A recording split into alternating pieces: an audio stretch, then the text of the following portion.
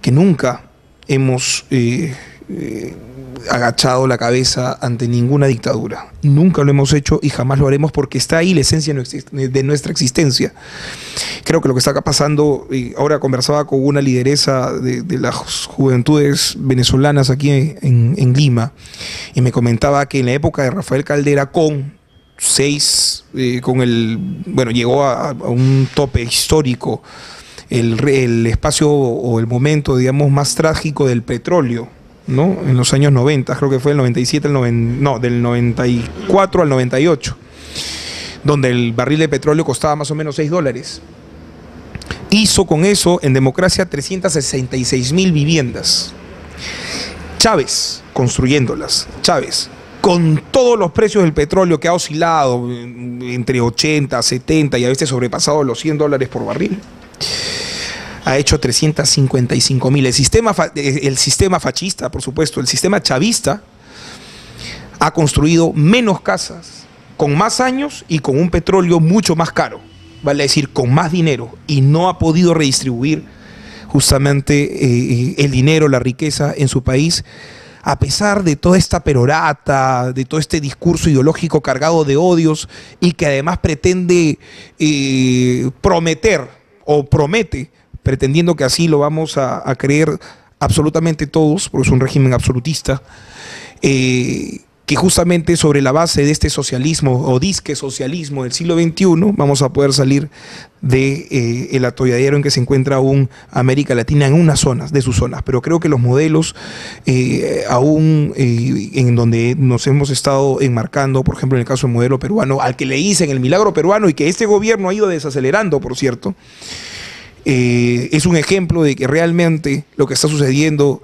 en Venezuela es realmente lo que no se debe replicar en otros países. Yo creo que además el ejemplo de Armando nos lleva a hacer una lucha sacrificada, a estar justamente alertas.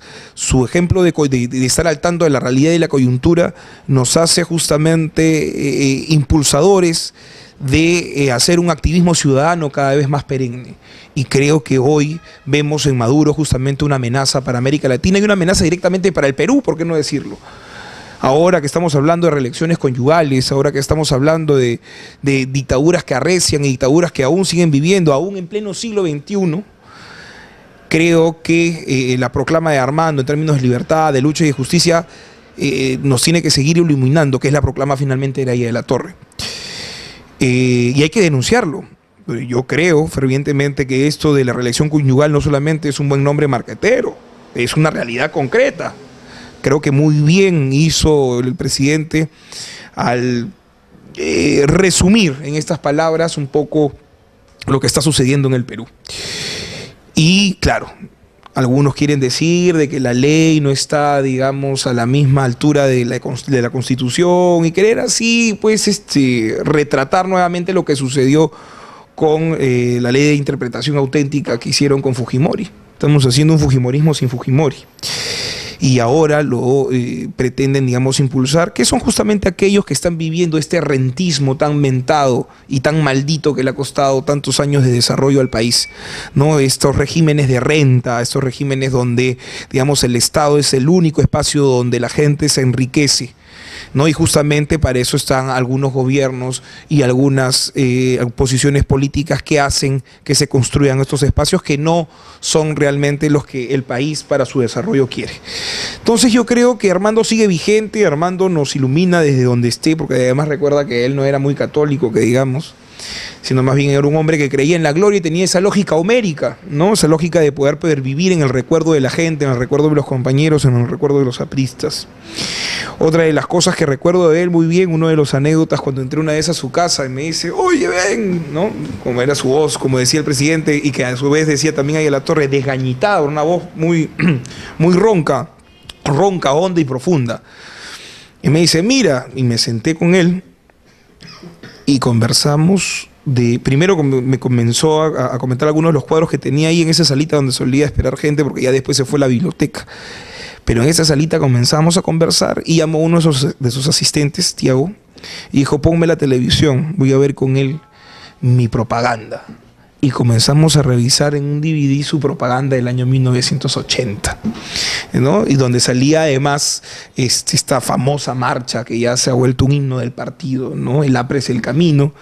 Y yo además, la marcha de la victoria, y además era muy interesante para mí, ¿no? Además, ver ese spot, tremenda marcha que se hicieron, y él estaba ahí, a pie, y se convocaron, por supuesto, y se convocaron pues a ingentes cantidades de compañeros, de apristas y de ciudadanos libres que querían ver al partido aprista por fin en el triunfo y en el gobierno, ¿no? Entonces, ver pues con Armando ese spot publicitario, ese spot que además te sacaba la garra del aprismo pues histórico, que lo combinaba con la modernidad por medio de la televisión, fue extraordinario, ¿no? Y mientras él además, ¿no?, se escuchaba el APRE es el camino, el APRE es el camino, él movía, digamos, su cuerpo al vaivén justamente del compás de este spot publicitario, que me contó más o menos algunos de los anécdotas, de las cosas que pasaron, por qué no salió él, porque además él era un hombre de muy buen humor. Y él decía, pues, para hacer política hay que tener muy buen humor, ¿no? A veces parecía, pues, por sus cejas que era, pues, un hombre duro, un hombre, digamos, que aguantaba, que no aguantaba pulgas, pero no, yo creo que Armando era además un hombre bastante bueno, un hombre cercano, un hombre que con esa dimensión que le dio la historia y el paso de su vida por la historia del Perú y todo ese sufrimiento, tal vez hubiera esperado la consecución o la conclusión de un hombre pues con odios, no un hombre que vea pues en la política alguna justificación para el resentimiento, y no. Creo que más bien Armando nos enseña justamente eso, ¿no? De que la política no debe ser tomada a pecho en términos de lo personal, tiene que ser tomada a pecho en términos institucionales. ¿Y eso qué significa a su vez? De discutir, de hablar, de posiblemente molestarse, pero que quede justamente en los minutos en donde se discute y en las ágoras y en las arenas donde uno lucha. Porque siempre habrá la nueva posibilidad de diálogo, porque siempre habrá la nueva posibilidad de acercamiento. Hoy en día, ¿quién se iba a imaginar, por ejemplo, en el año 87, cuando cuando casi iba a reciar pues la ley de estatización de los bancos? Después de esos episodios, ¿quién iba a pensar que hoy en día estamos haciendo coordinaciones muy fructíferas para la democracia en Venezuela con el Partido Popular Cristiano? Y que hoy estamos cerca a ellos justamente por ese ideal supremo, ¿no? Porque no importa con quién estés al costado, lo que importa es cuáles son los ideales supremos que tú estás defendiendo. Y creo que eso es lo importante, rescatar la esencia de ese partido que fue en algún momento y rescatar justamente esa idea para poder avanzar hacia adelante. Y es que ya no es la hora de las corporaciones, ya no es la hora de los movimientos ni de los partidos, es la hora de los ciudadanos. Y he ahí la gran reforma que tiene que hacer el partido para poder seguir avanzando, que es la reforma justamente para hacer de un partido bisagra de los populares, de los intereses de los ciudadanos. No esperemos que los ciudadanos se conviertan en apristas, sino más bien que nosotros como dirigentes podamos darle los espacios a todas estas personas que quieren reivindicaciones justas a nivel nacional, pero además que quieren participar del gobierno a nivel local, a nivel regional. Y he ahí la gran reforma del partido, seguir avanzando en buscar al mejor vecino, y no importa si está o no la estrella, porque lo importante es hacer aprismo, no es importante poner el logo. Tal vez el logo es muy odioso en algunas partes y lo sabemos, perfecto, pero lo importante es hacer aprismo, el pan con libertad, hacer un buen gobierno, un gobierno transparente, pero además que le dé beneficios y pueda redistribuir mejor la riqueza en el país. Y creo que esa es una de las improntas que deja Armando Villanueva en su preocupación, en su bonhomía, ¿no? He escuchado esa palabra tantas veces respecto a alguien que casi lo retrata. Y una de las cosas también bastante interesantes es que tenía esa suerte de candidez e ingenuidad que solo un líder histórico se puede dejar pasar, porque era un hombre de profundos ideales y que además había estado en la política real. Y aún así el tipo no se hizo de callos en el corazón y siguió siendo un hombre sensible para reivindicar esa izquierda aprista o esa izquierda democrática que, digamos, las juventudes de los años 30, 40 vieron en el partido para poder seguir avanzando en su lucha por la justicia social y esto que se llama pan con libertad. Y una de las cosas que también quería comentarles era, y cómo es, ¿no?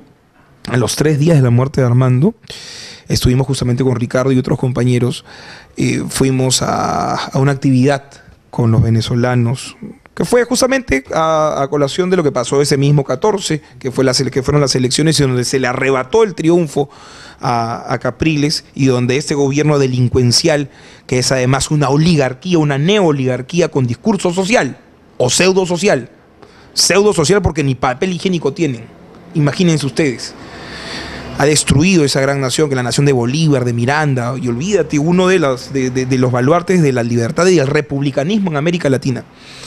Ha convertido este sistema, ha convertido ese país en un guiñapo económico y una suerte de isla del caos. Bueno, después de los sucesos del 14 de mayo, asistimos a una convocatoria, ¿no?, donde estaban algunos venezolanos, que no eran pocos, para poder protestar y hacer un cacerolazo por la libertad, por la democracia y por el reconteo de los votos, ¿no? Y de pronto algunos avesados apristas comenzamos a gritar: pan con libertad para Venezuela, pan con libertad. Y la palabra o la frase fue tan atinada, fue tan bien construida, que rápidamente se hizo de los venezolanos, que todos escucharon y vieron en esta conjunción, en esta construcción gramatical, que para algunos de los apristas hasta a veces carece de sentido, porque no lo gozamos muchas veces, porque no estamos viviendo hoy esa dificultad. Pero quisiera que los compañeros y los amigos que nos están viendo rescaten esa anécdota, porque rápidamente este pan con libertad fue diseminándose por toda la muchedumbre que estaba ahí protestando. Y de pronto seguimos avanzando con la arenga, y la arenga comenzó a avanzar y fue absolutamente aceptada por todos. Y cuando gritábamos para Venezuela, todos los venezolanos y todos los peruanos, no siendo apristas, comenzaron a gritar pan con libertad.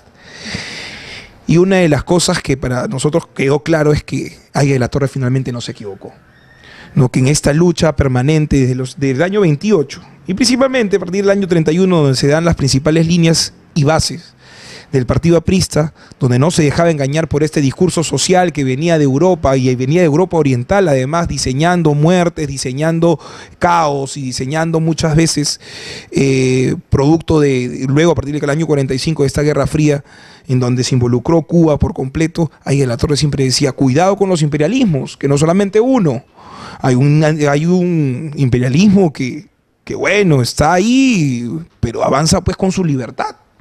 Y hay un imperialismo que avanza sin ella. Y hay un imperialismo que es producto, además, de las compras, ¿no?, de los otros imperialismos, que era finalmente ese capitalismo de Estado que era Rusia, ¿no?, o que era la Unión Soviética en ese momento. Todas estas cosas nos hacen reflexionar, porque creo que la muerte de Armando, como él hubiera querido, es un hecho político, pero sobre todo un hecho político positivo para las nuevas generaciones. Creo que Armando ha hecho evidente esto que nuevamente nosotros a veces no vemos, esto de la juventud. Y a veces puede ser una ironía, porque uno lo veía a Armando un poco sentado en su silla de ruedas, y una de las veces que también fui a visitarlo fue muy gracioso, porque yo entro a su biblioteca y me dice: ¿dónde está Armando? Y cuando volteo, yo solamente estaba fijando mi mirada en donde solía estar, que era, digamos, en una suerte de escritorio, y al costado estaba su computadora, donde estaba su asistente. Y de pronto he visto a Armando, que estaba con sus deditos al frente de la computadora, tratando de esbozar algo, ¿no? O sea, tratar de interesarse justamente por la modernidad, y era una suerte de ejemplo para nosotros, ¿no? Un hombre de 96, 95 años en ese entonces, o 94 años, puede asusarnos, puede incentivarnos, puede acicatearnos para poder entrar a la modernidad, ¿no? Porque él decía: ya la revolución del fusil ya fue, ahora es la revolución de la computadora y de los libros y del conocimiento. Y justamente fueron los apristas aquellos que iniciaron, ¿no?, un discurso de integración de todos estos elementos que hoy en el mundo se pueden ver, ¿no? Entonces, la democracia, la libertad, la justicia, siempre perennes en la ideología del partido, pero además teníamos un luchador, pero sobre todo un tipo consecuente, ¿no? Consecuente con sus ideas, consecuente con ese republicanismo que solamente ha sabido